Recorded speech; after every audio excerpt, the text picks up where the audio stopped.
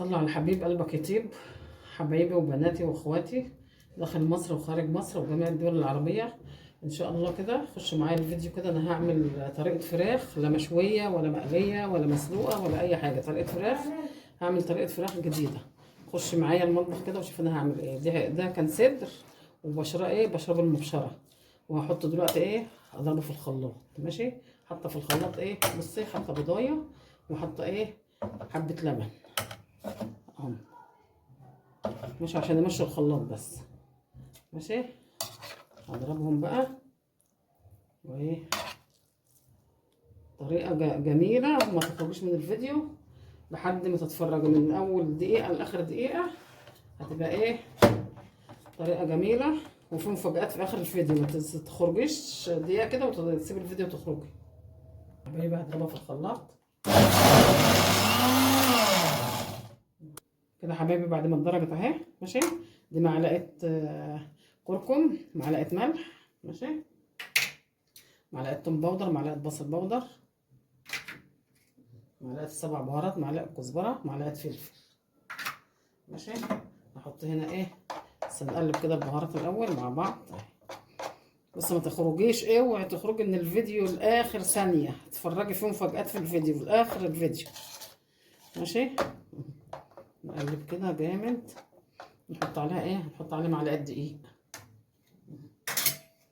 ومعلقه نشا.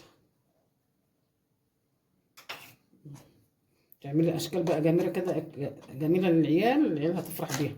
احسن بقى تخرجي بقى من من البانيه بقى والفراخ المسلوقه والمتحمره المعموله في الصينيه. لا، اعملي المناظر اللي انا هعملها لك دي كده ان شاء الله، وان شاء الله هتعجبك وهتعجب العيال. بسم الله الرحمن الرحيم. حبايبي كده نعملها نعملها بالكيس كده شكل العيال اهي. زي يا حاجه كمان سخن الزيت، خلي الزيت سخن.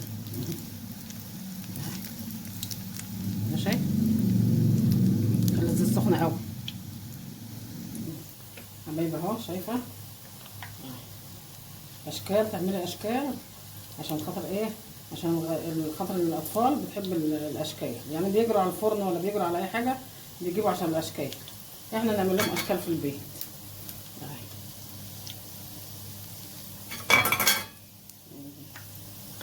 شايفه الحلاوه والجمال، شايفه خرفش ازاي.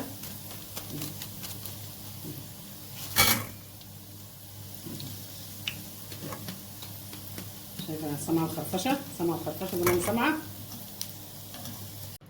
حبايبي كده انا خلصت ده بقى عملته بتفور الفراخ. ماشي، شايفه جميله ازاي وحلوه. تعملي بقى كده وتشكلي للاطفال هيحبوها. ماشي، احسن من السليق بقى وبنقلي وبنشوي ومش عارفه كده شكلي للاطفال. شايفه. ودول بقى حبه مكرونه، ما حبيتش اصورهم معاكم عشان انتوا عارفين المكرونه ميه بتغلي وحبه مكرونه بتتسلق. والصلصه عادي بقى بصلايه قطايه، لو عايزه تعملها ببصل بفص توم برده شغاله عادي. فما حبيتش اصورها معاكم يا حبايبي عشان ما اطولش عليكم الفيديو. ماشي، عايزاكم بقى اللي وصل معايا لحد هنا.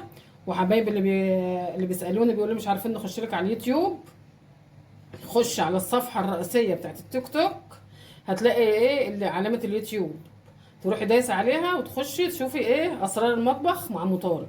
هينزل لك كل جديد يا حبيبتي، وتشوفي كل الفيديوهات اللي فاتتك. ماشي، واشوفكم في فيديو جديد بامر الله، والسلام عليكم ورحمه الله وبركاته.